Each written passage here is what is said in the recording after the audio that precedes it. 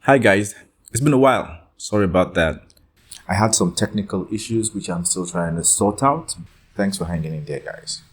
But look at this thing.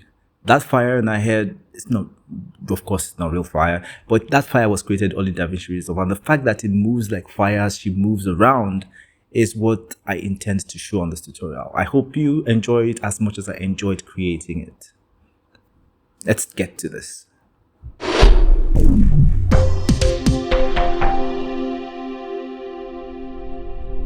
Let's go to Effects. Under Effects, pick the Fusion Comp, drag it in here, click on the Fusion Comp, press Ctrl plus D on the keyboard. Let's type 17 seconds, that's 17:00. Click Change. Move the playhead onto the Fusion Comp, then click on the Fusion page. We have the media out here. Let's close the media pool for now. Now there's nothing here. So the first thing we do, let's bring in an ellipse mask node. Let's drag that to the viewer. We have that. Let's connect the width to the height. Right click on height, right click on it and click expression. Connect it to width. Why I'm doing this is so that when I move width and height, it moves so it's still maintaining the circle, right? So I'm just going to set this to 0.2. It's kind of big. Let's make it 0.1. Okay. Now we put that up here. Let's bring in this background node, bring that in here, connect this to the background node, and we have this here. Now this background node, let's change the color to white and click OK. So now we've set the ellipse mask. So we bring in a P emitter, add, then after this we type a P render.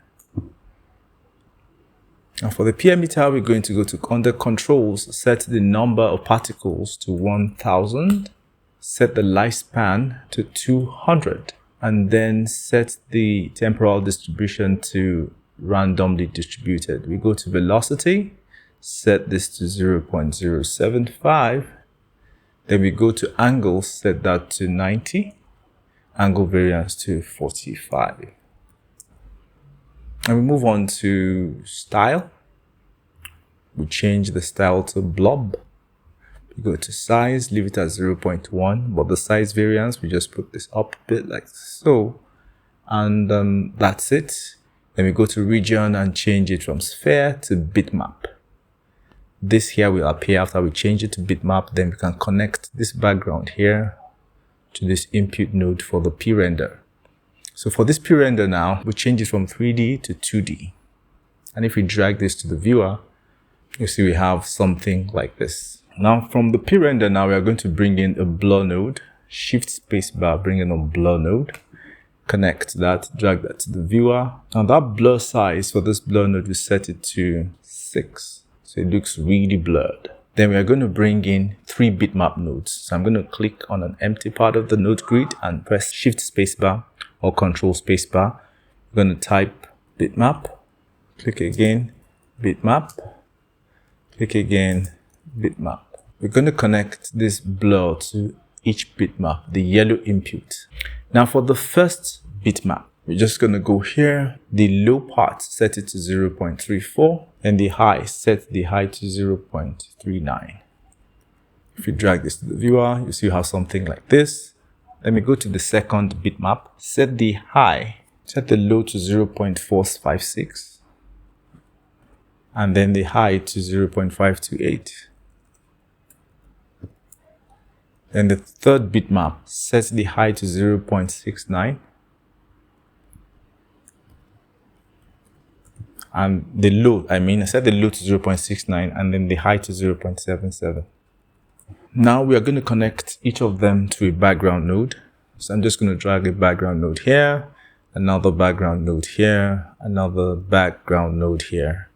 Connect all of them to the background nodes. So for this first background, we set the color, set the red to 1, the green to 0.553, then the blue to 0.043. Then the alpha, set that to 0.75.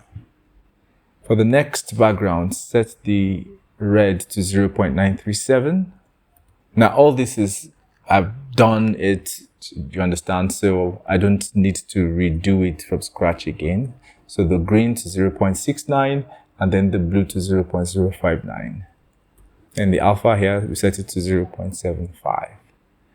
Now for the last background, we set the red to 1, the blue to 0.75, and then the green to 0, the blue to 0, then the alpha to 1. So if we look at this now, we have this, yeah, we have that. Bring in a merge node. From here, we connect this first one to the background of this merge, that's the yellow input here, and then this will connect to the foreground of this. Now before we do this background here, for this second background here, between here and here, we're going to bring in a blur node between this bitmap and this background. So I'm going to bring in a blur node. See, it's not connected properly, so I'm just going to connect this to the input of the blur node and connect the output of the blur node to the input here, and bring this blur node here. Now this blur node will just be left at 1, but it's connected to this background, and then this background merge it to this. Then I'm going to bring in another merge. The output here will be connected to the background of this merge. Just going to bring this background here. Now between this background and here, so I'm going to bring in another blur. So let's bring in this blur node. You can press Shift Spacebar to bring in this blur, but it's also here. So we connect this to this blur node and connect this blur node here. Now this is connected wrong. It's supposed to be connected to the yellow input. So I'm going to connect it to the yellow input, and that we have that. So I'm going to connect this now to this merge. Now we're going to do a little gymnastic here. Let's say I bring this back a little bit. Let's move all this back a little bit. Now we're going to bring in another merge. I'm going to bring in a math control node. Shift Spacebar, math control. So I'm going to connect the output of all of this to the input of this. Then I'm going to bring in a bitmap node. Shift Spacebar, bitmap. Now for this bitmap, I'm going to connect the output here to this bitmap. Let's bring this merge away from here for now. Move this like so. And for this bitmap, I'm going to set the low to 0.267. And then the high, I'm going to set it to 0.356. Then I'm going to connect this to the garbage input of the math control node. I'm going to go to the math control node and go to garbage math and click invert. If you drag this to the viewer, so we have something like that. We're going to create something like smoke, right? So I'm just going to go and basically duplicate the whole of these up to here. I'm going to copy this up to that blur, then paste. Please, if I am not explaining things well, please do let me know. I'd really appreciate your feedback on that. Now for the particle emitter, for this one, the velocity is going to be slower. So it's going to be 0.03. Every other thing remains the same. But in this particular instance, between here and here, between the particle render and the particle emitter, I'm going to bring in a particle turbulence node and add that in here. Now for the particle turbulence, I'm just going to do a little setting here. Let's set the seed to 6115. Then the X strength, let's set that to 0.05. The Y strength to 0.05.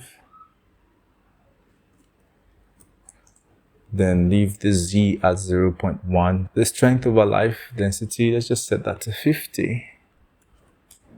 And we should be good to go. So we pull this out here now. So we have that. We pull that into this blur node. Now for this blur, we just set this blur to 5. Now, after the blob, we just bring in a bitmap node.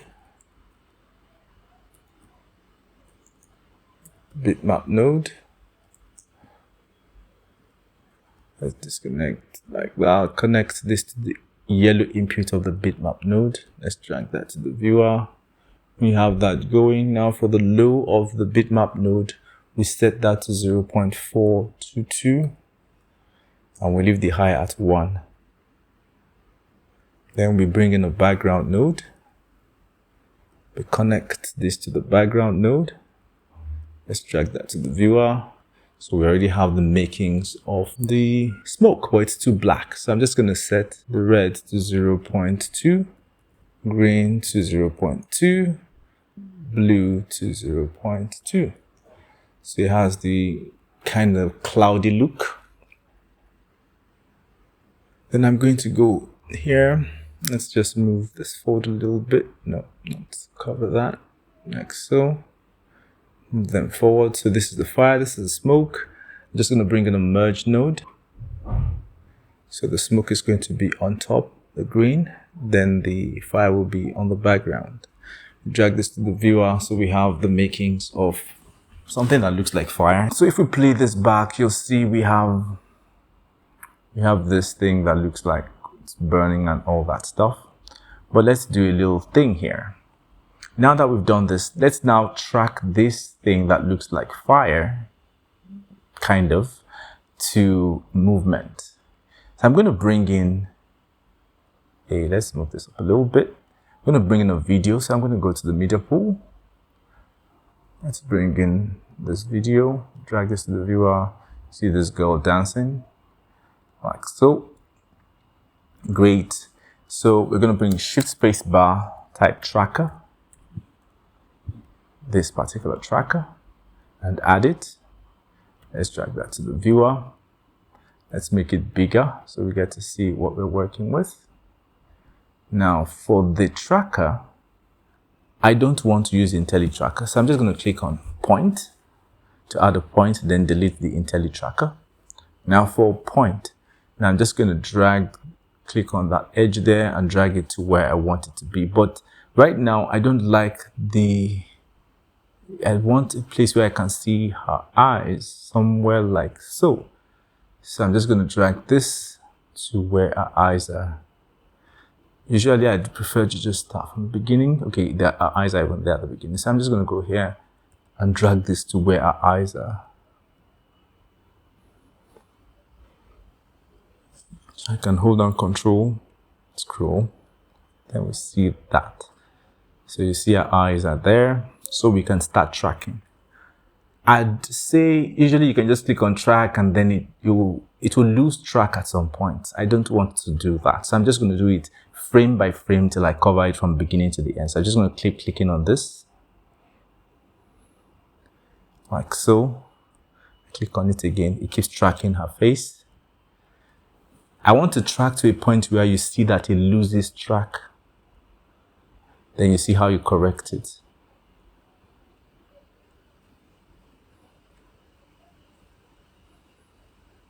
Okay, so if you go back, you see that it lost track here. So I'm just going to move this window back to her face and keep going forward until it loses track again. So it's a bit tedious because you have to do it frame by frame so that you get it accurately. I'm sure there are better ways around this, but I'm open to suggestions really. So now I finished the tracking. You can see all these jagged lines on top of there. So what we're going to do after I finish the track is I'm just going to go to Operation and click Match Move. So once I click Match Move, I'm going to make sure I pick FG only. So once I pick that, I'll leave this part. So what I'm going to do is, let's expand this whole thing again. Let's go back to this thing. See this ellipse, right? This ellipse here. I'm going to go here. Just going to go to center, X and Y, right click on it. Say connect to tracker 1, offset position. I'm going to go to this ellipse 2. Right click on the center, connect to track 1, offset position. Okay, so if I now go to this merge here, let's play it. So you'll see that the fire is moving. Let's go here. Let's go expand this thing a little bit, move this up a bit. Now this video of the girl, let's move this track up a little bit. Video of the girl here. I'm going to bring, before I merge this, because usually in Fusion, when you are creating anything in Fusion, you are doing it in linear space, linear color space. So what I'm going to do is I'm going to go here for this video, click here, shift space bar, bring in a color space transform, this node here, add this footage. I got it from the web, so typically it's Rec 709, then the input gamma is gamma 2.4, then this should just be sRGB linear. Then I can, if I drag this to the viewer, you see the image kind of looks a little funny, but it is fine. Let's just drag this forward a little bit. Now I'm going to merge this, move this up a little bit. I'm going to bring in a merge node and put this fire on the foreground of this merge and put the image on the background. Then I'm going to, at the end of this, bring in another color space transform. Click add. Then we convert it from sRGB linear back to Rec 709 gamma 2.4. Now if you drag this to the viewer, you see the fire is on the girl's, let me expand this. So this fire is essentially on the girl's face and it looks like it's part of the scene. Now a few things that we might just want to add to make it look a little, let's say a bit more interesting, right? So between this fire and the merge node, I'm going to bring in a blur node here. So I'm just going to bring in a blur node here, connect this merge here to the blur node. Now this is the fire and smoke node. If I drag to the view, this fire and smoke node. So I'm just going to connect this blur node again, bring in a color corrector, connect that to a color corrector, then connect this now. Move it up a little bit so you get to see it. Connect this to the merge node. And now for this blur node, we just use a slight blur. So instead of 1, just say 0.5, because fire is not actually very sharp. Then the color corrector, you're going to go to the gamma, set it to 0.25. Now if you set it 0.25, drag to the viewer, we see that. It's a little much, so I'm just going to increase a little bit so it looks a bit better. 0.4 looks okay. Then we go to options here. We make sure we click pre-divide / post multiply. The reason for this is because if we go back to here, you'll see that if I uncheck pre-divide and post multiply, anything I do here, let's say I pull this up, is affecting the whole image. But if I click options and click pre-divide and post multiply, anything I do here doesn't, just affects only the fire. Now this fire, and I just need to start, we don't let it clip. Let me see how it looks here. It's clipping a little bit. Okay, let's just click, leave it like so. Let's give it a bit of contrast. Okay, so that's it. We have the fire on the girl and they're all flowing together. Then we bring the media out and tada, we've got our fire. And if we play this back, let's expand this a bit, play this back, see the fire is following the girl's head, her movement, and then it's moving like fire. So this is basically it, guys. I hope you guys enjoy this as much as I did. Let's go to the edit page. Right click on this so it plays smoothly. I can just say render in place. I don't like using cache. Just say fire text. and we just select, and then we allow it to render. So now it's finished rendering in place.